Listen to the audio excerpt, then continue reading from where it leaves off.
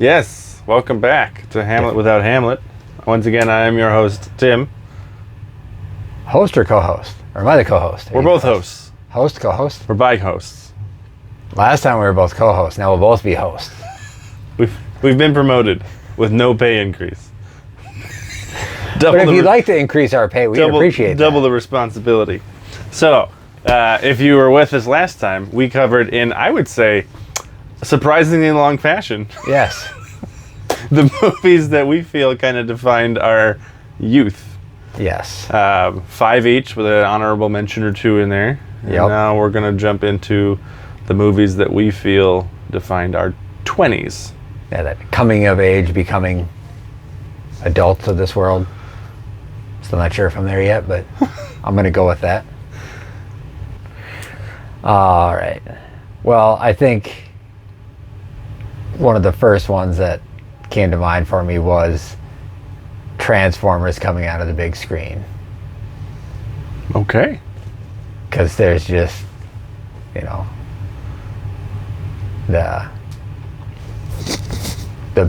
I'm a car guy, so one, you got the cool cars, and then the actual transforming, and I mean, who doesn't like superheroes and action? And you know, I had seen the cartoons growing up, but that's animated cartoon. To have big action, real life was just awesome, and if you grew up with it, you couldn't help but just fall in love with Optimus Prime. I mean, you probably know better than I do who was voicing him and stuff, but like the voice was like spot on, and his character demeanor, you know, the morals that he stands for, and it was just like I'm sure it's like not that great a rated movie. I don't care. I've watched it so many times. I know people, Shia LaBeouf, people are on him. I've always enjoyed him, and like it was, again, I think it was really cool too because that movie came out as I'm, you know, hitting adulthood, and here you have this boy working on becoming a man, finding himself, and doing it with Transformers, and big fight scenes, and Megan Fox. you know, and there's that. Although never. Yeah. I probably didn't shed a tear when they took Jazz apart, but I might have. Might have been a little emotional. See, I had just such a fighter spirit. He's a little guy, but he didn't back down from anything. Yeah. And then somebody's always got to die. Yeah. I mean, I did not expect that, but I actually really like the first first two movies probably more than most. I would say the first one was one of the first pure spectacle films I saw in theaters. You know, I would say Lord of the Rings is more epic, but this Transformers would kind of be along the same lines of like the Matrix sequels. Yes. It came out when I was still coming out of high school, but with Transformers, I think that was... They took the time to figure out where all the parts would go and then animated that correctly. Yeah. I thought that was really cool. I thought the plot of the first one was great. So. Yeah, and to think about that, to take how does it come apart, form a person, and then go back to a vehicle and look okay on screen. Like, yeah, I'm sure there's those car people out there that are like, that can't do that and that. Yeah, it's a movie. It's a movie. It's a fictitious robot. Being. Metal entity. robots from outer space that have brains and emotions and can talk. But don't let that stop you. That engine can't split like that. Yes, I'm drawing the line here. I mean, we did talk about Fast and Furious last time and the realisticness of that. So that's true. I'm on a roll here. I mean, clearly the realistic automotive movies. Yeah, I mean, I've been feeling like I want to watch that one again in the last couple of months because I haven't seen it since probably, I don't know, 8-9 years ago. The Transformers? The first one, yeah. I've seen some of the sequels along the way. I don't think I've seen the last one or the last two, like Rise of the Beasts or whatever. I don't think I saw that or Extinction. I saw Whichever one came out first, I've seen. I haven't seen the last one. Whichever And one. I don't remember which Isn't one. there it is. another one coming out? Or just came out? I think so. So, But, all right. yeah. No, it's... Yeah. Good choice. Yeah. All right. Well, my number one, and I just rewatched it about a month ago on an airplane, is Is Airplane? Inception. Oh, yes. I'm a big Christopher Nolan fan. Yes. Interstellar's fantastic. Dark Knight. Inception. Yes. I think Tenet's better than probably a lot of people would say. But I Still watched one it I 3 haven't times, and it takes about that to follow everything. But the intricacies of the plot and how they shot what they shot is amazing. Oh, it's such a mind twist. But even, I mean, he's just from The Prestige and Memento, and it's just always good, if not great, to amazing, like Yeah. Oppenheimer. And so I have more of his that'll be coming up. But that was one of the first movies, as someone who spent time in Los Angeles working in film, grew up watching lots of movies, and was fascinated with like the special features of like how they did things. You know, when a truck flips over, how does that happen? When people fall off a building, how do they do that safely? That kind of thing. And there was at least 3 times in that movie, I was sitting in the theater, still enjoying the experience, but in my mind, going like, how? Physically, how do you film this? And I've seen the special features for Inception, and I still am unaware of how they shot when Joseph Gordon-Levitt's character has the 3 of them like on top of each other, wrapped together, Yep. floating down the hallway into the elevator to then give them the kick. I still they shot that. Like, I get the other stuff when they're rolling, and I know that the hallway spun for the fight scene that was really cool and that, Yep. but it's just quintessential cinema. The Like, magic of... it took a massive leap forward for me in terms of like practical special effects and doing something that I had never seen before. But on top of that, the acting is amazing, and to come up with that idea out of nowhere and get the budget to do it and do it that well Yeah.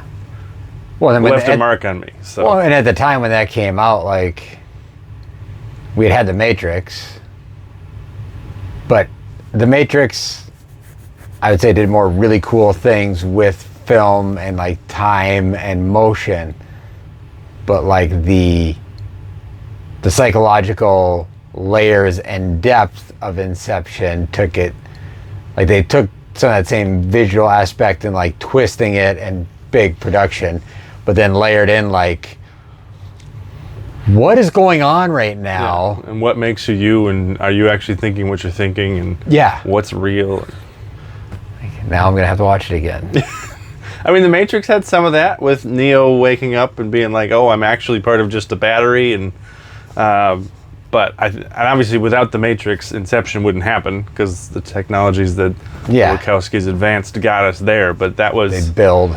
I mean, Christopher Nolan'd it. And Oh yeah. just doing it mostly practical as much as you can, doing it that well, Yeah. that polished. Oh. Oh man. No, I'm gonna have to. That's the thing. I'm teetering on this line right now. My kid's just getting old enough to start watching all these different movies, and it's like, I just like Transformers. I was like, what is that rated now? I'm trying to remember because I haven't watched that with any of the kids yet. I'm like, I think we're PG-13, yeah.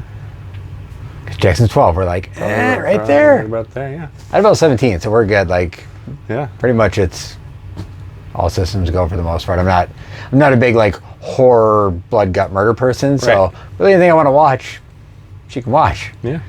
I'm more just the action beat 'em up or comedy. That's one of the things I do appreciate about a Nolan, is he doesn't have much, if any, sex and nudity, Yeah, which was a surprising part about the scene in Oppenheimer. very much so. Agreed.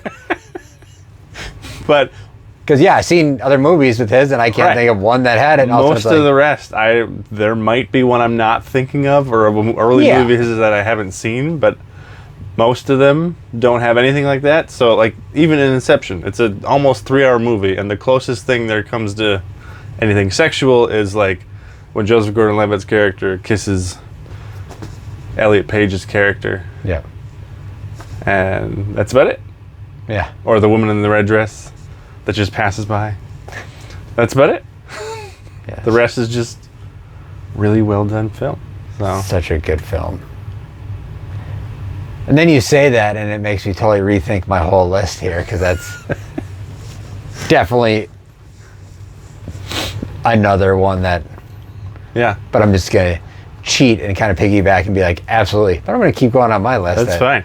But again, and tied to this for me is, and I mentioned this a couple of times last week, I think, especially with Lord of the Rings. But my first time seeing that was at the Ultra Screen in Oakdale with some friends that I was doing a musical with at the time, which, as we just discussed at the start, you have that intricately linked experience that, you know, no one else knows this group of people like you do. Yeah. And we all went to see that at midnight opening, and it was That's an experience.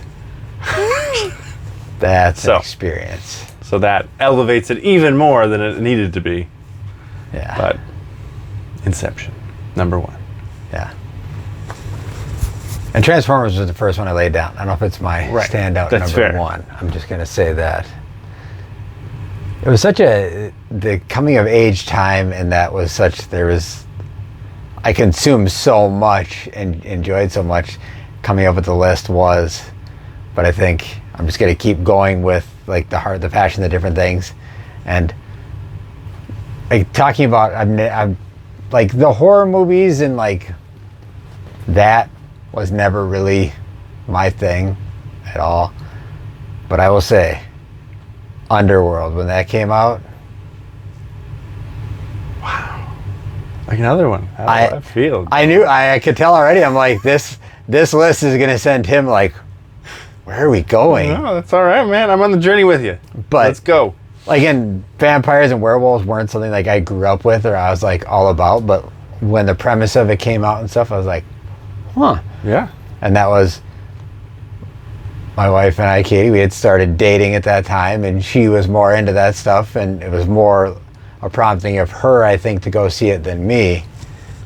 But then seeing the whole movie play out and seeing vampires versus werewolves and the layers of deceptions and lies that are fed to make people stay on a path that aren't actually true, and things that people did in darkness to try to push something forward that was malicious and false, when these two groups and parties actually are more aligned than not. But they've had some old primitive thinking that's caused fighting. Then you mix that in with some incredible action scenes, and I mean, vampire, werewolf going at it, silver bullets and swords, and I mean, that's just so much fun. Yeah. And like Kate Beckinsale's like character and action, and like it's always one of those things too when you see these different movies and you like they play that role and you're like, who else like would have fit that role? I like when you hear those interviews and it's like, well, so and so were first asked for it, and you're like, that would have been awful. Like that character would not have come through on the screen like it did, and she's one that I think really took that mantle of that and just made it something so awesome. And it was just, and that to me, I think it was in that age of when we started having like the video production quality of TV had gotten to a higher level where your CGI and stuff, I mean, it wasn't on your Matrix level by any means, but like the fluidity of the action, the scenes, and like I remember, when you had like the werewolves chasing through hallways and tunnels and things, and like how it looks pretty much like a big dog chasing you down there. And it like feels real. And then I just really, the story of her uncovering the truth of what really has gone on and the heinous things that have happened, and being like, no, I'm not, turning her back on every bit of stability she has for morals and value. Which, I don't know, I can get down with that. Yeah. And it's just a great movie that I've watched many times. Okay. Many times. I think I've seen it once, maybe twice. I know I should probably talk to Elaine about it. And She's probably not see- since freshman year of college. But yeah, she has 3 or 4 of them. I was going to say, her and I could probably talk about it more. Yeah, because what? They got Rise of the Lycans and Awakenings and There's more. The first one was a awesome. Revolution, I think. Yeah. The first one was awesome. I think I've seen most of the other ones. The first one was awesome. Yeah. I would say what stuck out to me most at the time, and even more so now, was I loved the character that Kate Beckinsale plays. Is an obviously strong woman, but doesn't easily defeat her enemies just because of who she is, which seems to be what plagues a lot of movies today. Of just, you always had it in you. Just believe in yourself, and then you can Yep. fix everything. No struggle, no strife, Right. no overcoming. Right. Yeah. Yeah. So You have to have. the hero's journey. Yeah. They don't become a hero without some sort of struggle to go through. And if the struggle is, I was enough, it's not really a struggle. Little lackluster. That's a cheap script writing hack. What if our character discovered they already could do the things they wanted to do? How cool would that be? Save us a lot of money on actors and script and plotting and 10 minutes later, everybody's walking out of the film, and hey, there you go. yeah. Nobody would be I mean, pissed at all. I think that's one of my least favorite things they did with the updated Mulan. I have not seen it. Visually, the live action Mulan is gorgeous. And some of the fight scenes are pretty cool. But they essentially took what was, I think, an incredibly cool princess story from the first one of she has to pretend to be a man, nothing comes easy, and so she has to figure out how to compete with the rest using her brains and her intelligence and overall acuity. And she is able to do it, and through struggling with her compatriots and her wits, while still struggling, is able to win the day. Yep. And then in the remake, they essentially make her like a magician of types who is already like superhuman. She just has to use that skill in battle. So it kind of removes any like real struggle she has, other than she has to pretend to be a man for a bit. Yeah. So it lost a lot for me in translation because they felt the need to go, well, how will they know she's a strong woman if she isn't a strong woman? But Underworld, I think, did that well. No, yeah, she didn't have any easy fights in that. Sometimes it's like, you're making this harder on yourself than you need to be. That's just, when you're looking at a screen, you're telling people Yeah. like, hey, you should do it that way. But I think that's one of the reasons I've had a harder time getting on board with Superman. Like, I've watched all of Smallville because it's Elaine's favorite show, my wife. That's more fun because he's still figuring out who he is and what his actual powers are. He doesn't know what they all are. He gains them as he grows. And then he also finds out what his weaknesses are with different types of kryptonite and what they do. But adult Superman, fully in his prime, next to nothing should stop him. And if he actually just did what he could do, almost anything they've ever done in a movie, he could end like that. Which feels empty to me. I can tell you, he's definitely a superhero that I've never been like called to at all. We got Senior Yeah. Hawkeye up here. Yeah, you could probably see who I'm drawn to. One of the most human-esque characters Yep. to grace the big screen as a superhero, Yeah. which is part of why I love his character so much. Dad, family man, just really, really, really, really, really good at elite skill. Mm-hmm. With maybe a little bit of Hollywood added in to make it, a little bit above and beyond. Yeah. But, yeah, anyway. All right. Underworld. Yeah. Okay. My number 2, again, not necessarily in any particular order, is going to be Mission Impossible 4. You've told me about this, and I still haven't. Yes. So I loved the Mission Impossible movies growing up. I've always been a fan of Tom Hanks. Tom Cruise. Castaway? What Tom was it? Cruise. Is Castaway your number 2? Is that? Never seen Castaway, actually. Hey, we have one in common that we haven't seen.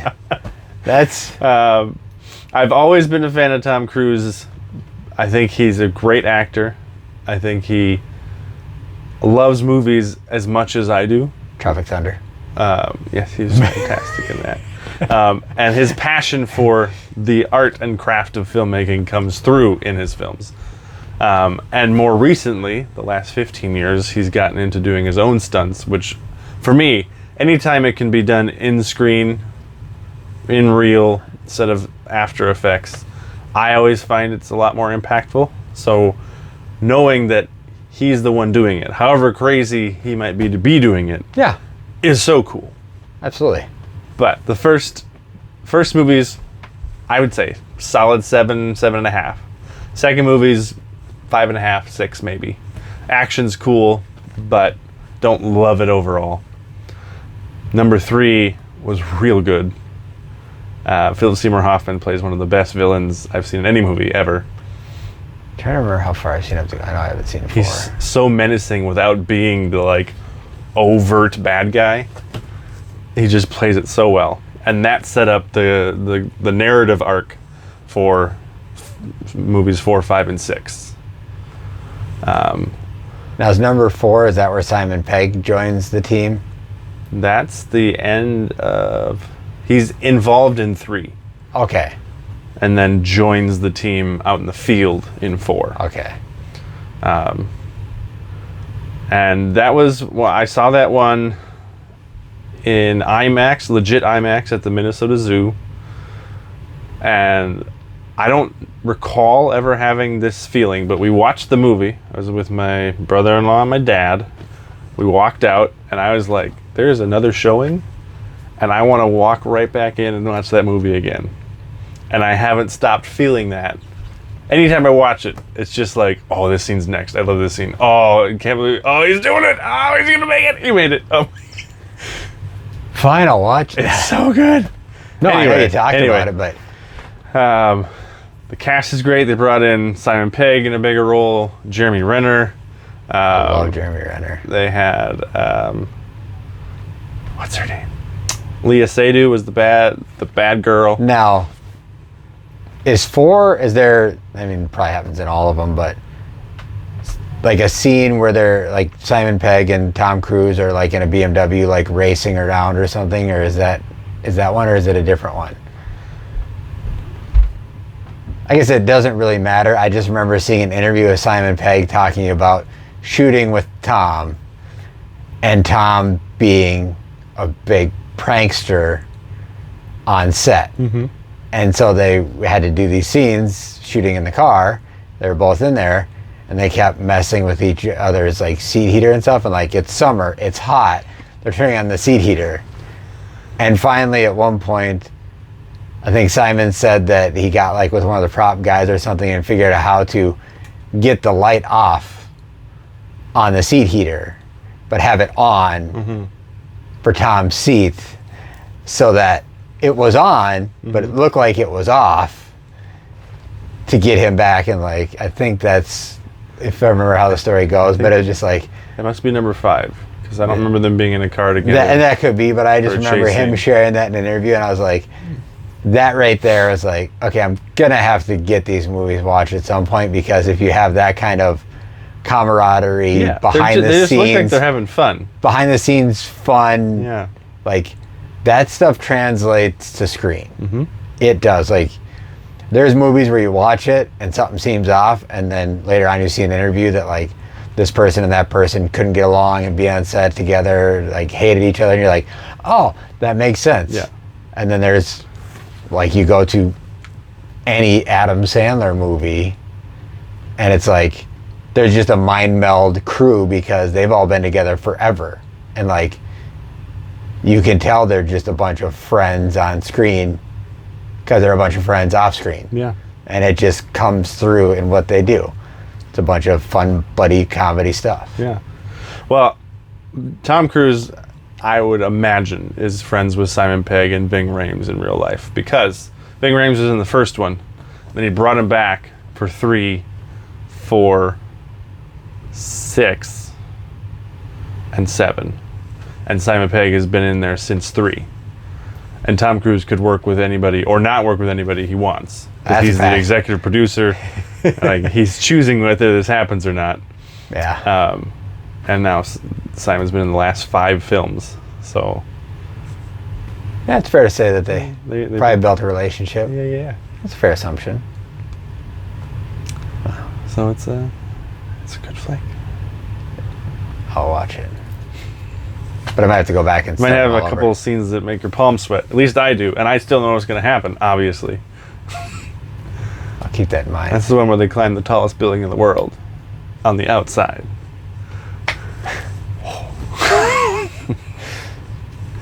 That scene, man. Anyway, Not a fan of heights? I'm okay with them. Like, I can climb tall things if I know I'm safe. But in that moment, when he's essentially in the movie, he has these engineered sticky gloves that he can put his hand on and they stick so he can reach, and then he kind of rolls them off. Yeah. And he has to climb something like 32 stories outside the building because they have to get to the server room. And about 15 flights in, one of the gloves, the battery dies. So then he has one hand and just his feet that he's wedging as he's moving up.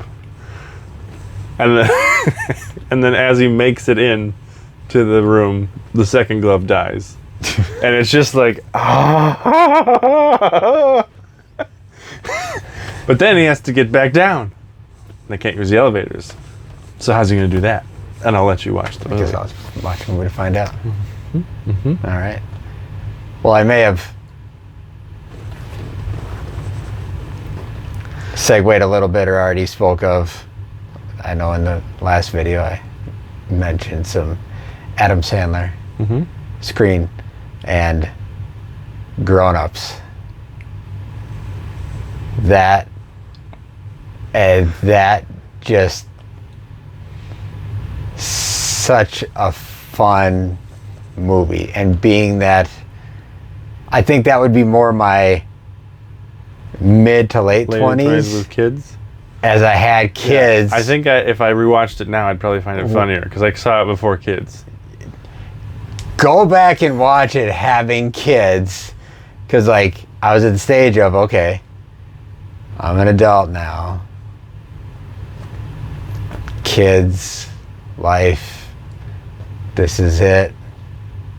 Grew up in a small town that I don't live in, but like so much of that was just like felt very real and reminiscent to like where I was at in life and what I was going through.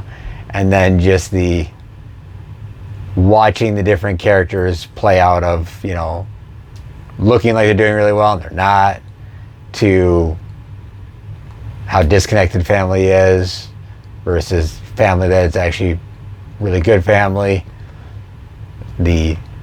Actually, you know, this person to us as friends is always a joke, but he's actually a really good dad, even though he seems like he's just a complete screw up.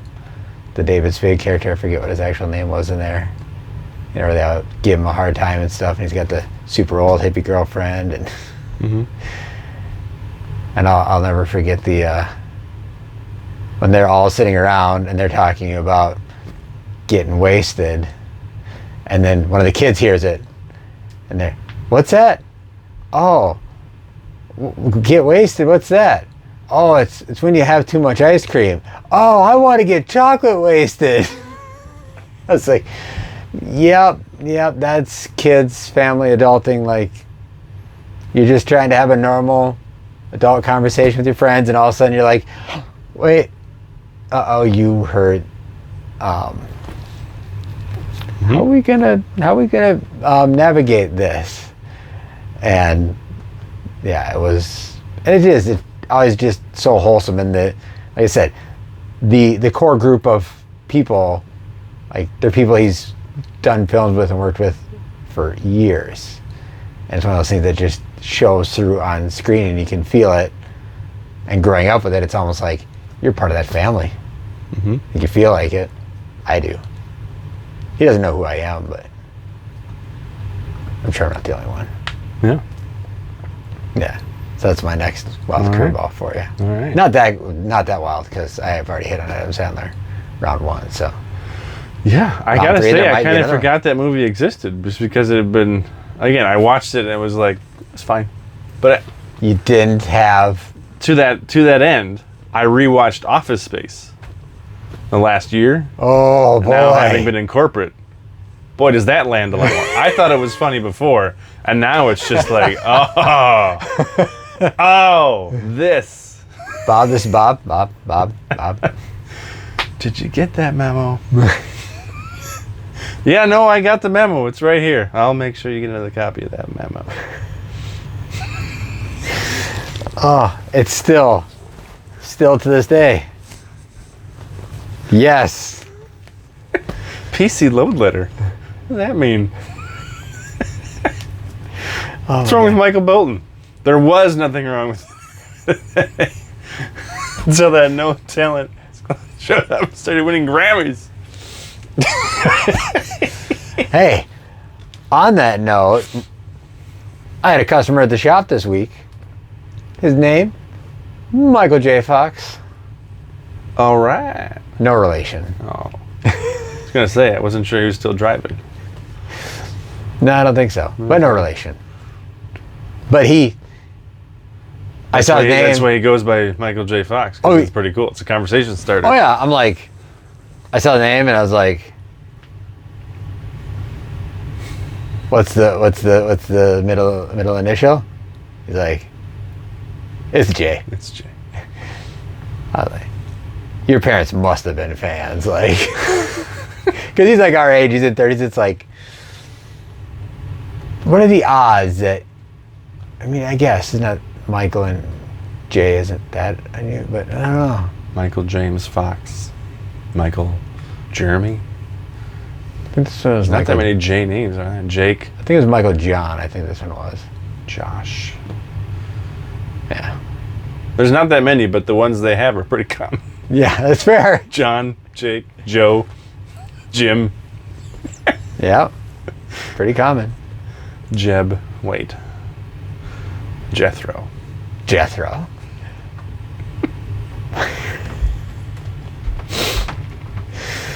Oh. Now you're going to get me on to Jethro Tull. Yes. And talk about a guy who can kill it on stage while busting it down with a flute. Come on. That's, I know we're tangent of music, a little but bit. Jethro Tull. Aqualung, man. Oh, It's a great song. just, I mean, and to have the capacity to do that. I mean, he's just like a Yeah. latter-day Lizzo. All right, so on to your number 3. That girl can play flute. She's done some other questionable things recently, but she can play the flute. I know. Goodness. Anyway, I mentioned before that he was going to come back again, but Christopher Nolan with The Dark Knight. One of my top 3 films of all time, along with Last Crusade and Quiz Show. Came out in 2008. right as I was graduating college, and I saw it 8 times in theaters. Wow. I don't think I've seen any other movie more than that. I don't think I've seen any other movie more than 3 times, maybe 4. I think I might have saw Return of the King 4 times. But It makes me think you might need help. I'm just. But I mean, go on. I had liked Batman Begins, but I'd never been a comic book fan growing up. I didn't read them. I didn't watch cartoons of them much. So Batman Begins was really the first one that like wrapped me into a superhero story. So you didn't have the slap and you didn't have the TV show live action. No, not particularly. I think I watched Batman Beyond a little. Okay. As I was getting a little too old for it, maybe, like, that was meant for, like, 7 to 10, and I was probably 12. And I was like, this is kind of interesting, but I was never a, like, any specific superhero fan. But they also weren't around as much as they are today. So Batman Begins was the first one that really drew me into the story. So I was excited about the sequel, and then knowing that Heath Ledger was going to be doing his take on the Joker, which I thought was really cool. I loved Heath Ledger from A Knight's Tale. That's really all I knew him from, but I thought that was a great movie, and he was fantastic in it, so I was excited to see his take. And then to have it heightened by the fact that he died. Yeah. So, not only that, take all of that away, even if he hadn't died. Yeah.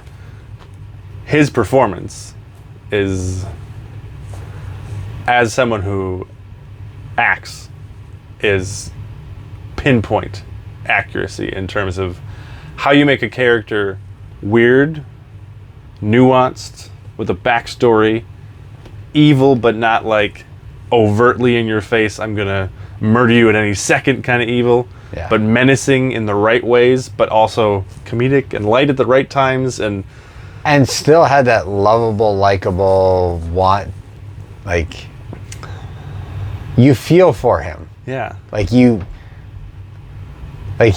was doing bad things, and he shouldn't be doing bad things. But there is that human element side of him where you're just like, yeah. But like, I get you. It's the most I've ever gotten nihilism. Coming out of that movie, I was like, I don't believe what he believes, but like from his point of view, how he was explaining it, if you believe that, literally it doesn't matter what you do. Like, who cares? That's truly what is in your mind as this is how the world exists. Yeah. Why shouldn't you do anything you want anytime? Truly. Yep. So that was kind of eye-opening from that ideological viewpoint. Absolutely. But on top of that, it was a really good Batman movie and a really good crime film, smashed together, Nolanized, with fantastic action, fantastic script, amazing acting. I mean, the amount of times I've just watched the scene between Batman and Joker when he's like interrogating him, that is, I would say, a true masterclass in the give and take that a scene can have. So I'll have to watch it again for that scene specifically. But no, that movie is amazing. And I haven't seen the new Joker film. And people say that's, Joaquin Phoenix did. Oh, with Joaquin, yeah. Yeah, the Joker. Now the sequel's about to come out. A musical. But people have said like, and I do want to see it, but of all the on-screen Joker, the character that Heath put on screen was just alive. Mm-hmm. There's no other way to put it than just alive. Like, it wasn't just a character on screen. It was the Joker in the theater with you on the screen. Like, it was like just different, and it was such a ride to go through I feel for him, but then you're like, the menacing side of him that like is tormenting you. Well, you feel for him, but you're like, but this is not okay. Mm-hmm. You can't do these things. Innocent lives, like, no, that doesn't work. But like you said, it's like, but I also totally get where you're coming from. Yeah. But again, there's because it's Nolan. There's so many layers to it. Because not only is it a Batman film and a crime film, but the opening scene is riveting with the action and the masks and the school buses. So that one doesn't necessarily make sense at the end, but still, that's a little bit of movie magic to buy into that one. Then later on, when Batman's using the audio technology that's unethical, and Fox doesn't want to use it and says, I'm not going to work here while this exists, and he destroys it as soon as he's done using it, speaks to that. And then you have like the physical nature of the hospital blowing up, was because it was a real building that they blew up for the movie. It was so cool to see him walk out of that building, pushing the button that actually does it. And in the scene in the movie, he pushes it a few times and it doesn't go because it actually jammed for a second. Like the signal didn't reach the actual detonation device. So he's like, but in character. And then it goes. He's like, oh. It jumps in. But it works so well as a Joker because literally the scene before is, I just do things. Maybe the hospital didn't blow up. But he would have figured out something else. Like, Yeah. life Wow. happens. Chaos theory, right? I And did then not- later on, you have the two boats and the morality tale of what do you do? Do you kill them and save yourselves, or doom the other ones? Or it was just the set pieces were great, and the layers. I just wish there was a couple more scenes with Heath at the end, like after he was captured, but they leave him hanging on that rope, swinging and laughing, and it's kind of a perfect end to that character. But we didn't know it was going to be when he was filming it. It's just, I don't think I will ever not finish that if I start it or catch it on somewhere or someone else is watching it, or Yep. I'll just watch this scene. I'll just watch this scene. I'll just watch this scene. Oh, credits. Anyway, The Dark Knight. No, Dark Knight is a great film. So what next curveball can I throw at you to... Princess Diaries. I mean, I thought about it. I don't know if I'm ready to take that out of the diary yet and talk about my feelings. No, No, not you're gonna today, keep it in. not today. Keep it locked away. That's smart. That's smart. No, it's well, we've already mentioned it a couple times tonight, but because I didn't watch, I don't even know. I know I didn't see it in theaters or when it first came out, but The Matrix. Because it was in my 20s, somewhere in there when I was definitely, I wish I would have seen it on the big screen. Behind the eight ball on that one a little bit. The effects still look shockingly good. Oh, it's Especially compared to even some modern day movies that look Yeah. bad. They hold up so well. Oh, they do. And like when I watched it then, I was just a young guy finding his way in the world. And it was a cool movie. And like, oh, okay. And like, they're in this thing, they're not in this thing, it's reality, it's not reality. Whatever. Now, going back to it time and time again, and the red pill, blue pill. Do you want to be plugged in? Do you not want to be plugged in? Do you want to be conscious or not? Like the reality of that and how much of that we face in our lives. Like, do you want to be an active participant in your life, or do you just want to just be part of the machine and just go? Like what is, and then what is the right path? And are we judging those that are, oh, I just want to be plugged in the machine, I don't care? Or the one that, well, I want to walk my own path. Like the layers of like understanding that these are your choices. And like, and I don't remember names of characters or anything. I just remember the one that he just, the eating the steak scene when he's just talking about like, I know. Mm-hmm. I know. Like, this is it. I know. Mm-hmm. And it's like, it's just so, Ignorance is bliss. yeah. It truly, and I've gone way too deep to ever have that again in life, of just learning, growing, learning about the world around me. But like going back and seeing him say that, and just, there are definitely times in life where it's like, man, if I didn't know any of this and I could just like not worry, just get in the morning, go do what I need to do, smile, Mm-hmm. get done, go get a cheeseburger, fries, maybe a shake, go walk the dog, and that's it, and do it again tomorrow. Something so beautiful about that. But that's not reality. Which I think is good in the end. But for a day or two, I wouldn't mind just plug in and chill out. Be okay. Yeah.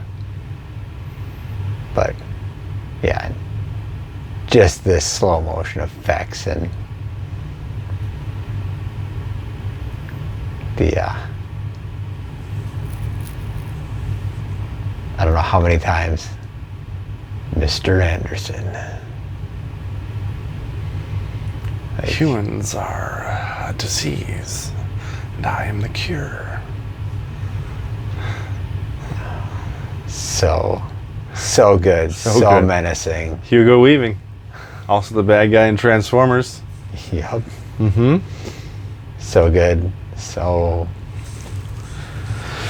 Mr. menacing. Anderson. Yeah. Yes. I think I first saw that movie maybe sophomore year of high school, and was blown away by the special effects first, and then on second or third watch actually kind of like grasped the story beyond the guns and helicopters and all that, and it stuck with me. I mean, just the idea of how do you know what you believe is real is real? Plays right into, I mean, What if there's a glitch? yeah. Um, What if you are the glitch? but I will say upon further analysis of the film, it's one of those seminal films in film history that I think the Wachowskis did an amazing job of world building. I don't remember if it's based off of a short story or a book or a graphic novel or I something. cannot tell you. Or not, but coming up with the things that you put them in the simulations, and then coming up with the aliens, and coming up with the pods, and just the look of all of it, the Nebuchadnezzar, the ship, and then I think they did an amazing job, because technology was at a place for them to advance filmmaking. Yeah. But they had to have the vision to do it. yeah. Like, they had to conceptualize, well, what if we took 112 cameras and put them around them and then did this shot, and this is what it'll look like? Because you had to imagine that before you'd create the thing to see it. Yeah. And I think that's, still to this day, kind of boggles my mind of, like, some people have that, like, this doesn't exist yet, but it's in here, and I want to get it out. Yeah. I don't know that I have that as much. I wish I did. Like, I even saw a video online of somebody commenting on fan art. She's like, sometimes I get a little concerned because this is fan art. There was a picture behind her of this castle, the city in a book I'm reading, and it's just this gorgeous kind of like Emerald City from Oz looking thing, but even bigger. And she's like, because when I'm reading the book, I see this, and it's just like a pencil drawing of a castle. She's like, is there something wrong with me and like how I process things? So I would say I'm kind of in between that, but I don't have like this hasn't been done yet before and I could think of it kind of thing that I think they had. Not only that, the bullet time scene, but they had, different types of explosions, and when the helicopter hits the building, the glass waves because it's not real was so cool, and then the gun scene where it's just racks of things that pull up to them and they can pick what they want, and it's just and that's why you see like different leaps and advancements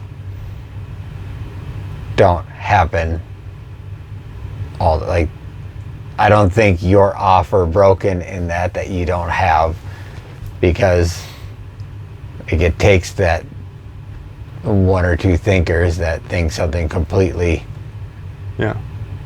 backwards, out of control, something like, why would you ever do that? Like, I think it looked cool, let's try it, and then go and try it. But I'm such a visual person. Maybe that's one of the reasons I don't read as much. There was a period in college where I read a bit, like when I read the entire Harry Potter series. I also read a few lawyer books. I read some Dan Brown stuff. I read a few. Who's the guy that does the crime jury ones? He's done like 15 of them.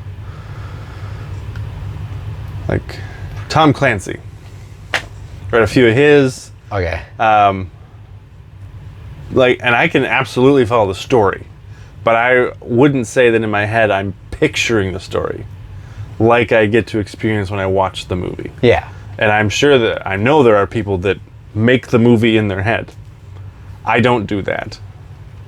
So I'd rather watch the movie than fill in those pieces, because it's not as easy for me. So that's fair to say. Watching someone come up with something like that and then executing it so well that this is 25 years ago now and it holds up. Yeah. It's a quarter century ago.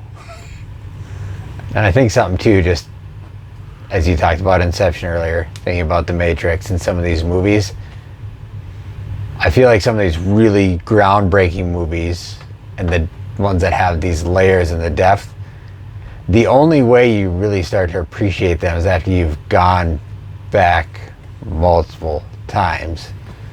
Because definitely when I first saw it, it was like, this is an amazing action movie. Then you watch it again, then you watch it again, and then it's like, oh boy. You think that's air you're breathing now? Like the layers. What? Just, you're like, wait a minute. I know Kung Fu. Show me. So good. And then when they take out that elevator lobby, the pillars are exploding and he's doing flips and anyway. Yeah. Great pick. Great pick. Don't want to throw you all off all of them. I need to consult my list to make sure I remember. Okay, yeah. All right. So, technically this might be a little bit of a cheat, but if I need to pick one, I will. But for me, the Harry Potter series, I would culminate it with Deathly Hallows Part 2. Because that was a book series I loved in college, read all of them, and then grew up with the actors playing these characters, and then also got to see what they did with the movies versus having read the books, which it's the only time I've read all of the books before I watched any of the movies. So I was able to know the story and conceptualize a little bit what I might think Hogwarts would look like. But then seeing what they did with it was so much better. So you're a stick figure. Yeah. But it's just, the whole series, there isn't a bad film in the bunch. Some of them are amazing films, I would say. Yeah. For me, would be Prisoner of Azkaban and Goblet of Fire would probably be up there. But the culmination of everything with Deathly Hallows, part 1 and 2, was cathartic, sad, a monumental thing in my life because it had been a decade, I think. 2001 to 2011, I think, is what the span was for all 8 films. So I had grown up with it, you know? Yeah. I mean, I read the first book when I was 11, 12? Like right when Harry Potter would have been going to school. Yeah. And then I grew up with those books, and I read the books through college, and then I would wait for the book to come out before I watched the movie, or vice versa. But No, that's those I can't wait to read and then watch with my kiddos.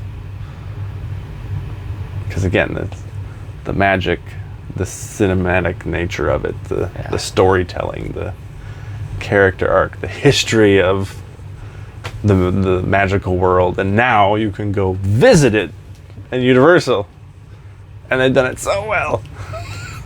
That doesn't surprise me. That doesn't surprise me. No, I would. I'll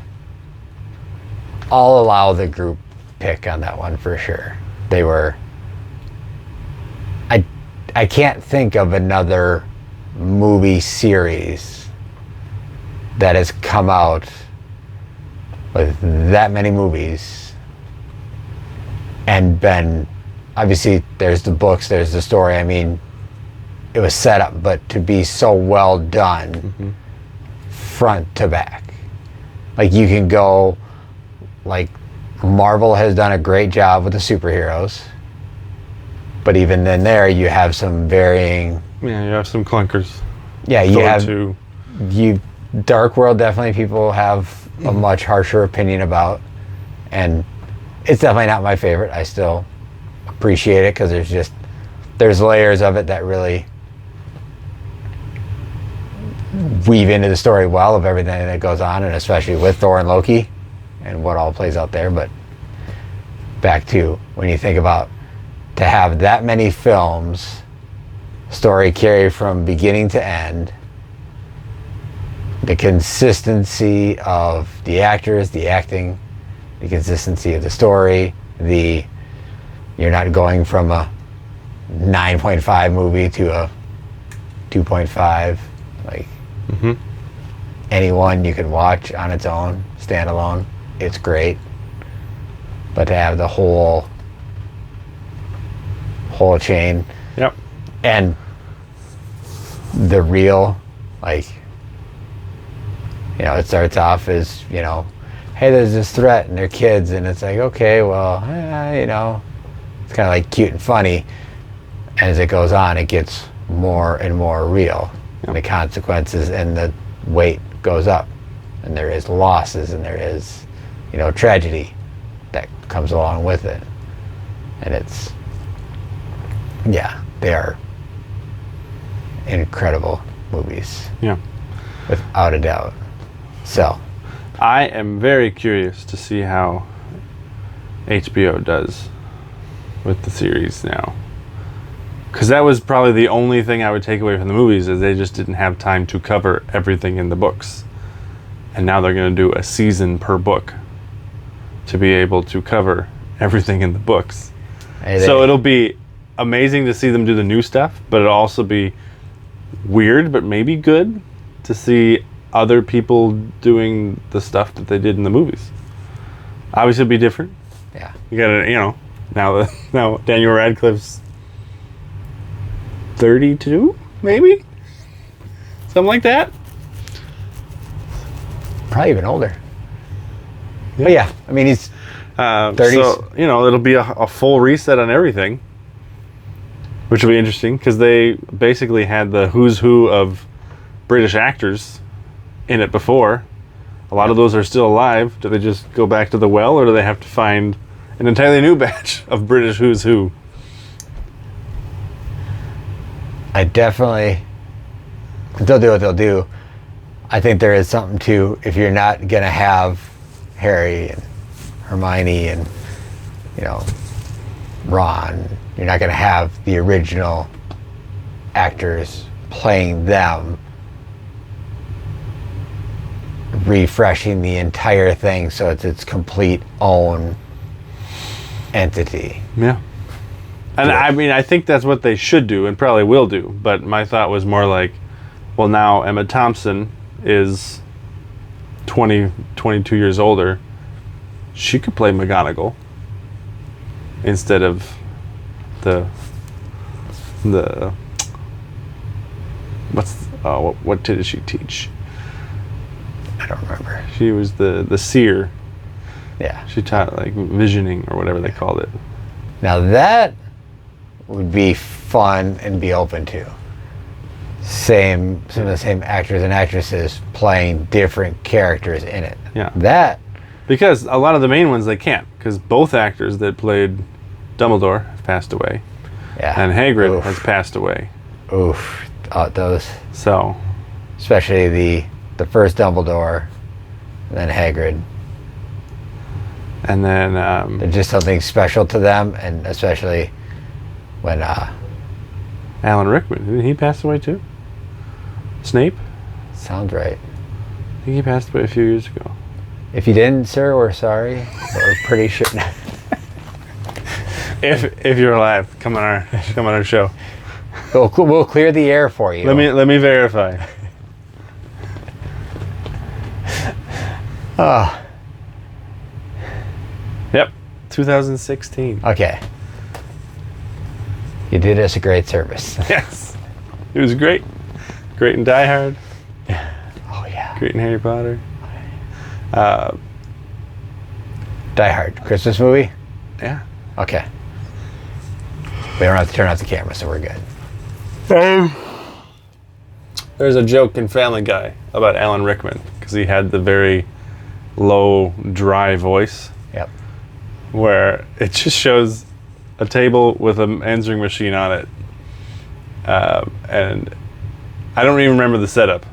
Something about how Alan Rickman is a little boring would be my guess, and it goes, "Hello, you have reached Alan Rickman. Please leave a message." Beep. "Hello, Alan Rickman. This is Alan Rickman. Remember that joke about the car for the party on Friday? Ha. Ha. Click."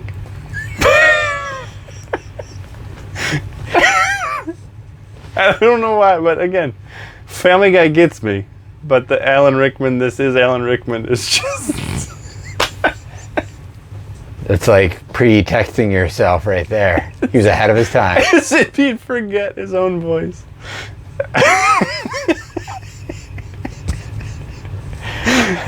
Oh, man. Oh, that's me. Oh, so we wouldn't have Snape, we wouldn't have Hagrid, we wouldn't have Dumbledore. That I am remembering as of right now. Yeah. That are not with us anymore, so... But yeah, repurposing characters as different characters, that would be fun. Yeah. That would definitely. And I learned something recently because there's obviously a chunk of time that I was unaware of, like what was going on in the film world and pop culture like I am today. But do you know who Kenneth Branagh is? Remember Gilderoy Lockhart? The very vain teacher in Chamber of Secrets? Blonde, Yes. flowing celebrity? That's Kenneth Branagh, but he's also an amazing director. He did Henry V, he did Hamlet. I think he won for Henry V for acting. He's been Hercule Poirot in the new Poirot movies, Murder in the Orient Express and Death on the Nile and A Murder in Venice. Apparently, he and Emma Thompson were married for like 3 or 4 years Huh. in the late 80s, early 90s. And then they were in these movies together. And it was, for me, it was like, oh, I suppose these older people probably did have lives before No. mid 90s that I am wholly unaware of. And not everybody knows everything about it like they do nowadays. Right, because it's 30 years ago. Yeah. Kind of water under the bridge, as it were. And also, not everything's on the internet and Right. out there for everybody to see and know So, the latest thing. that is a British power couple in the film world that is no more. No longer a couple. Mm-hmm. But still British powerhouses, so Yes. no doubt about that. All right, back to me. Back to you, sir. Number 5.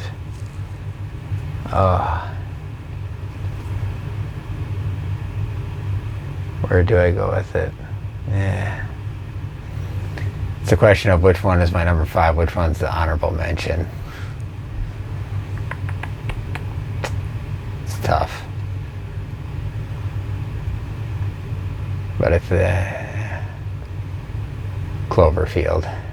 Okay. That one I did see on the big screen. Okay. I like that one. That was an experience. Okay.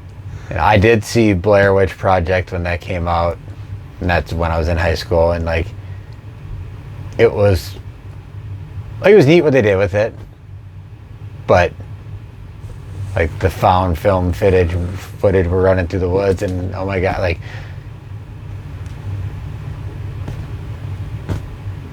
it didn't, with the Blair Witch Project, it didn't really like resonate or feel like. Yeah.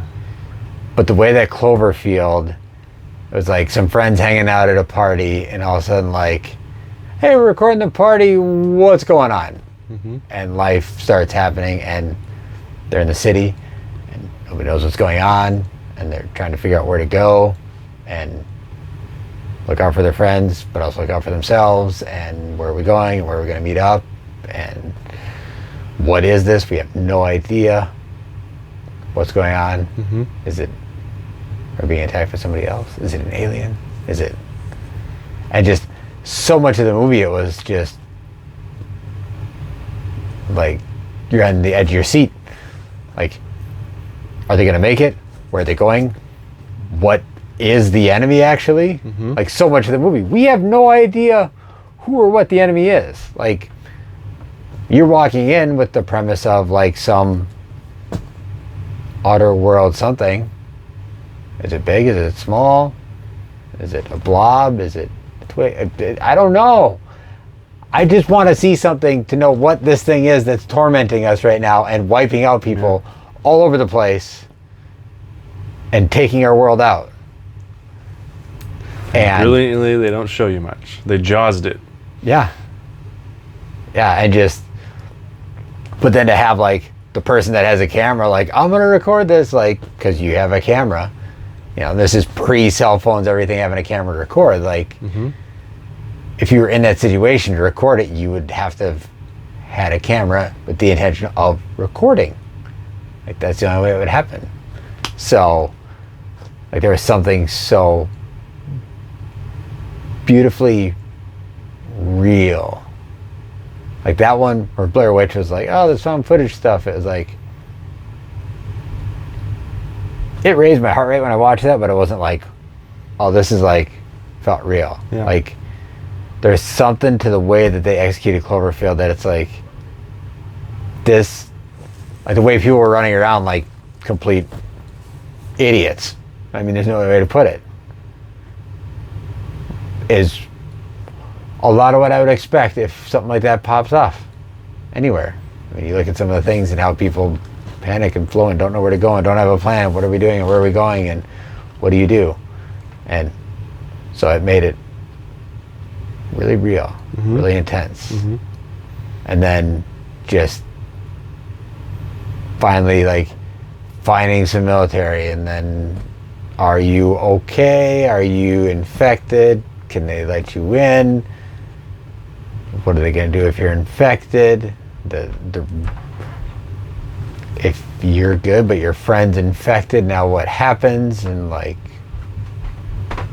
poof, that's some real life weight. Yeah. And then it's like, And she's gone. it's the end of the movie when you finally like see this thing. Mhm. and it's like, oh, we're effed. Like, you're going through the whole thing like, I wonder if we have a chance, and it's like, oh, no, this is a bad day. And that, I've definitely watched that one many times. I would agree. I think I didn't see it in theaters, but I bought it on DVD, and I think I watched it like 3 days in a row when I first got it, because it was so different. Yeah. I never watched. I still haven't seen Blair Witch Project, but I know a lot of the groundswell around that one was before it came out. They marketed it so brilliantly as being real that a lot of people thought it was. Like, they actually put up like missing posters for the actors from the film before it came out. So, and again, this is before most people know how to use the internet. It was what, 98, 99? Yep. So people don't, Somewhere around there. you know, can't go on and like, is Blair Witch Project fake? Snopes.com. Like, didn't exist. Nope. Like, so a lot of people went in thinking this is legitimately a VHS tape that someone found that I'm just watching. So that would heighten it. Yeah. But I still haven't seen it. And I won't, because it was very time and placey. Yeah. Made a lot of money. But Cloverfield I can go back to, and that's the cinematic language that JJ used to film that was mesmerizing. Because the concept,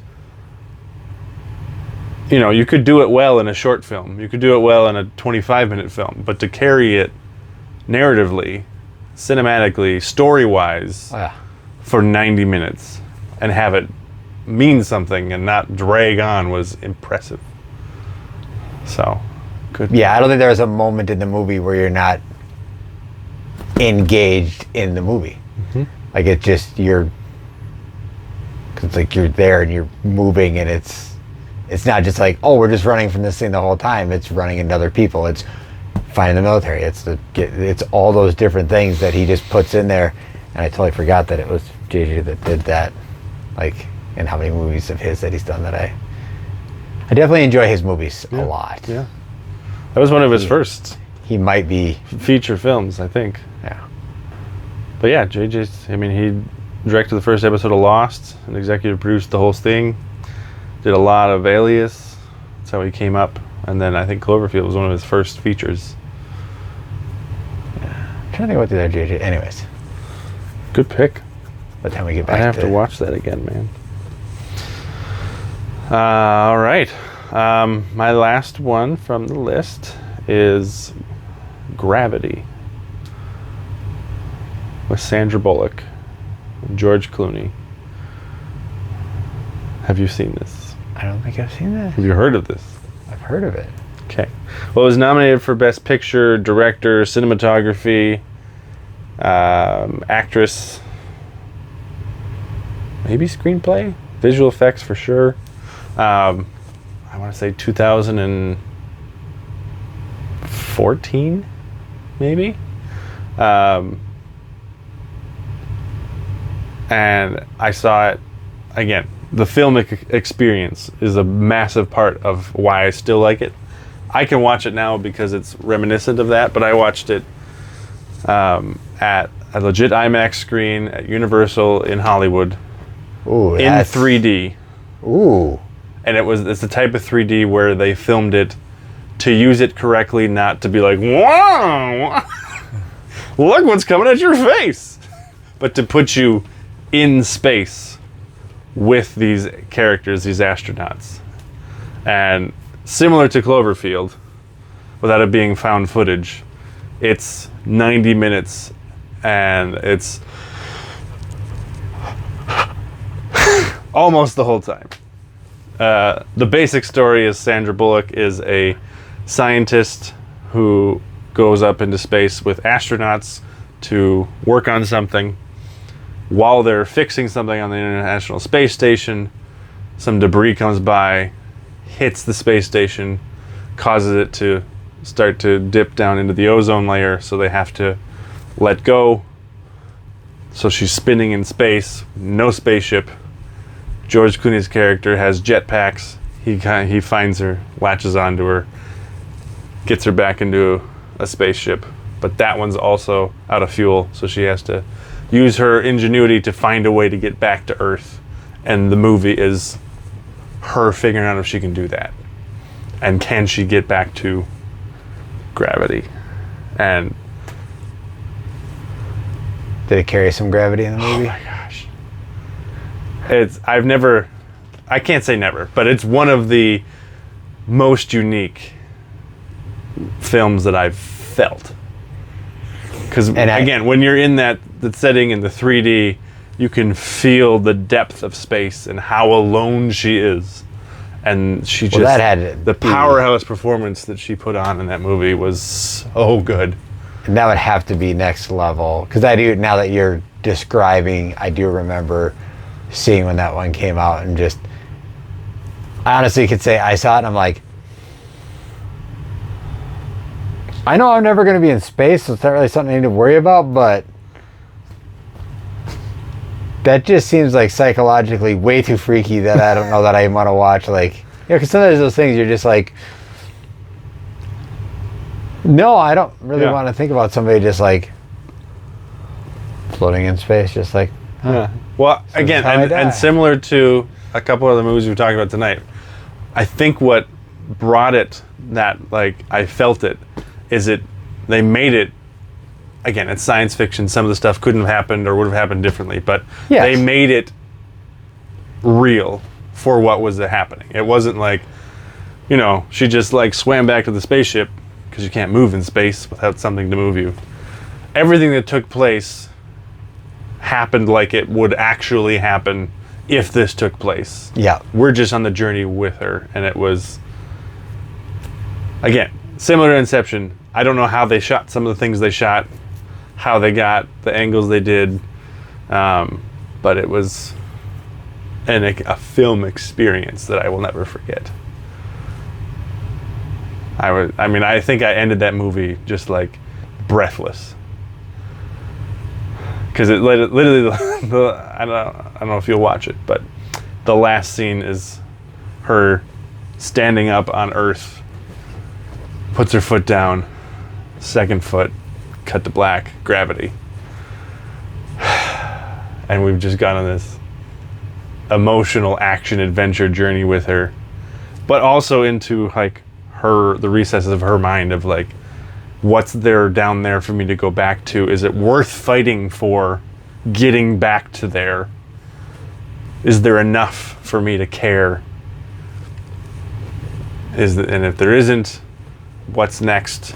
That kind of, so it can get philosophical and that type of thing. But it's, for about 85% of the movie, it's just her, and she does so well.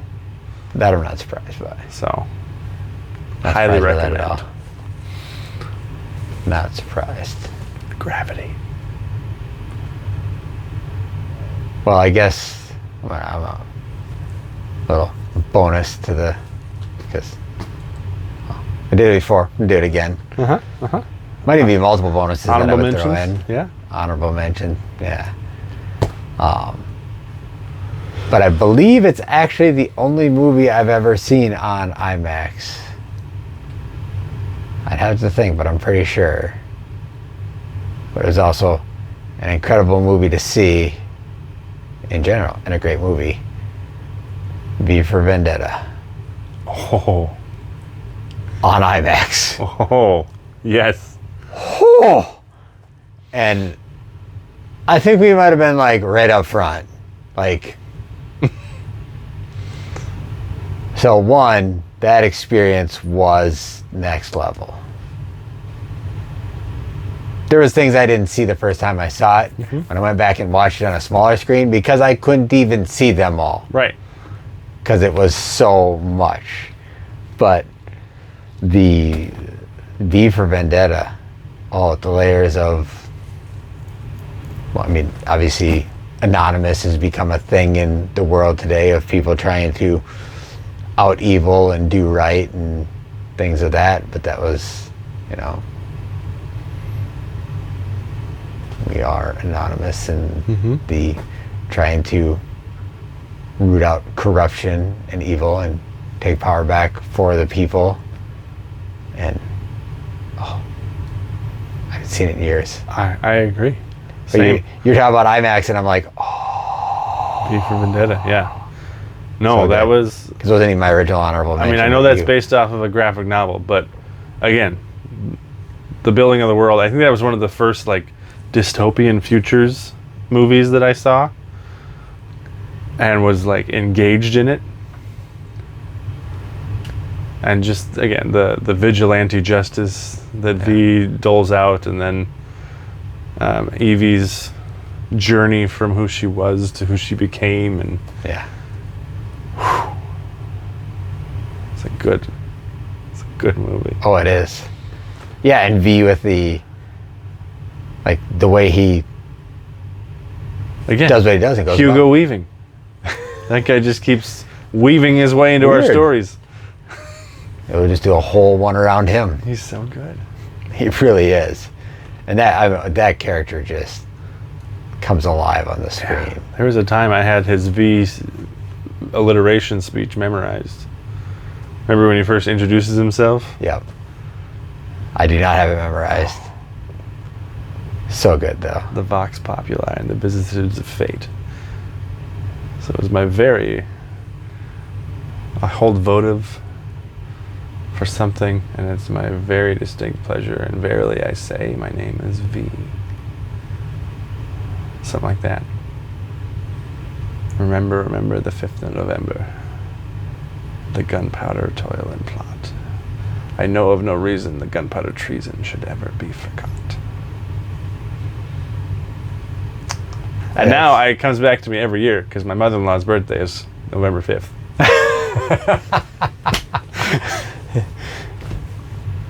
I always remember the 5th of November, but not for the gunpowder treason and plot. But you do think of it. I do. I sure do. then- I sure do. Yes. I would say my honorable mention would be Avatar. Again, for the film experience in the theater. Similarly, seeing it in 3D. And 3D done for the intent of the film, not because it's 3D. Yeah. And I think the world of Pandora that James Cameron built was mind-blowing. The special effects of the time were mind-blowing. They still hold up. The second film was as good in terms of a film, and it was fun to go back there. I just wish it hadn't been 12 years later. And apparently we're going back 3 more times. Here we go. Avatar 3, 4, 5. Let's do it. So you're saying since I haven't seen the first 2, I should just wait till the other ones all come out and then... I mean, you could. You don't have to see the second one. The first one is... I will say, the one thing I don't like about it is it does beat you over the head a little bit with like the environmentally friendly plot. But the action is incredible. The world is amazing. And the graphics are insane. So, worth watching just for that. So, It's one that's definitely on a list, like if I get the chance to watch it. yeah. The list is so large. And ever growing now that you're talking to me. Yeah, it's... I think it like tripled since we started talking. Never gonna have any time to sleep. Right. And amazing that you're not even writing them down. They're all up here. Sure. They're Sure. they're there. They're preserved on our YouTube channel. We'll find them there. There's Hamlet without Hamlet. Hamlet without Hamlet. So there we go. 20s. 20s. Accomplished. All right. Until next time. Arrivederci. Bye. Buenos noches. And good night.